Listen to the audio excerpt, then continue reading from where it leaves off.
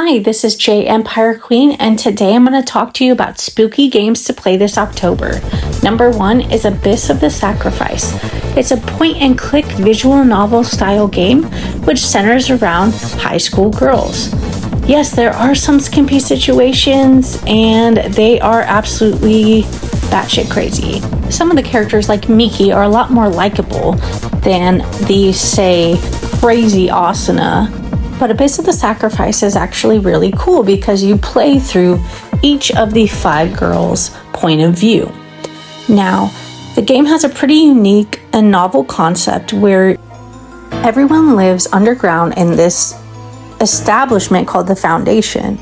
No one really knows what it's like to live above ground anymore.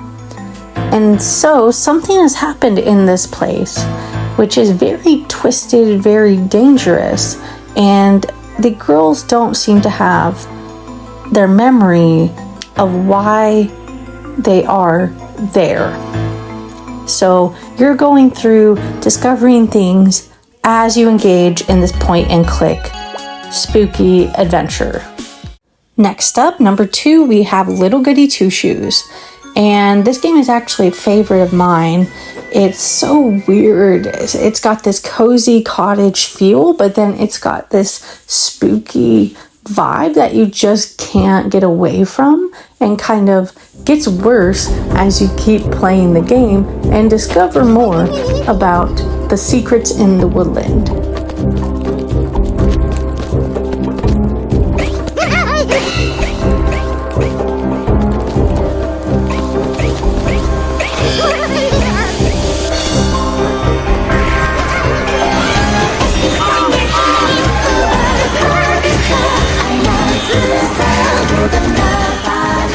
So as you play as Elise, you also have the option to go on romantic dates with 3 girls who play a big part in the story.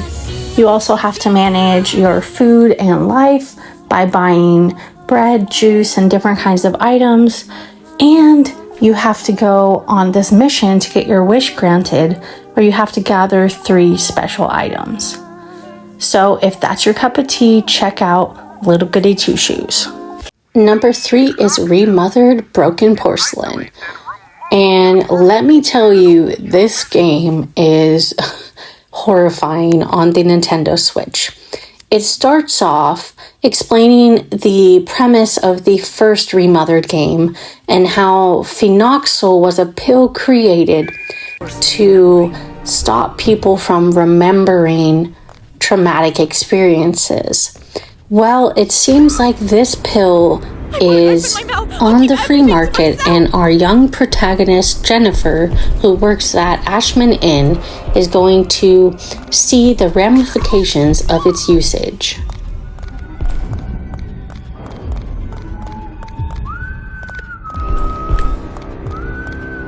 Remothered Broken Porcelain does a great job with creating a horrifying atmosphere and a very tense atmosphere. Jennifer is already at a disadvantage from these attackers because she already has an injury, she's younger, and she's obviously not as strong. And it also does a great job with creating tasks for the player to do that are going to put them in direct contact with the attackers in the game. Like, there's times when you just have to get close, and it builds that horrifying atmosphere that anytime you can get unalived by these sick people.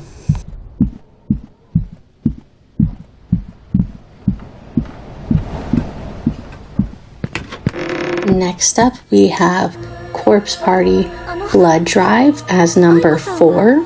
And as the final game I'm going to discuss, I find the Corpse Party games especially chilling because they are able to pull off the kind of high school student vibe in such a horrifying atmosphere that kind of revolves around just these children playing a game, and then it turns into this awful, horrible nightmare. You know, it really shows they don't know what kind of dangers, what kind of powers they're messing with.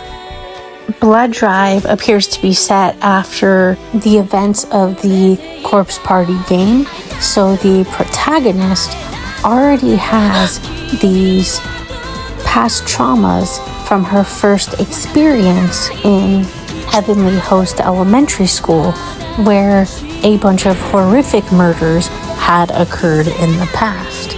Her goal is to reclaim the Book of Shadows and hopefully revive her friends who died 2 months before.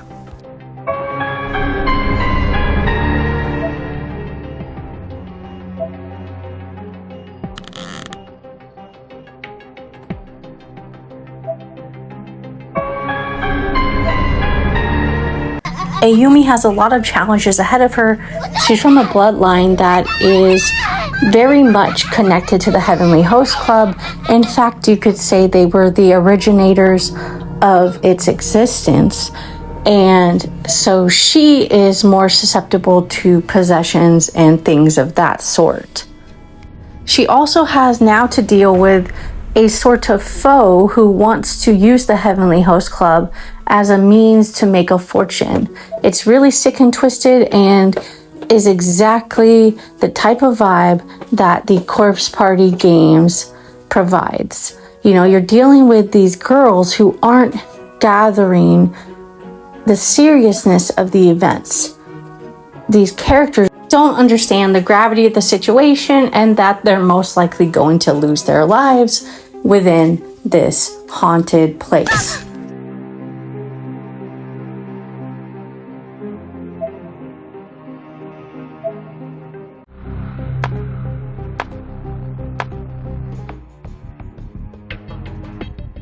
And that concludes my list of spooky games to play this October. Thank you. Please like, subscribe, comment, and have a great day.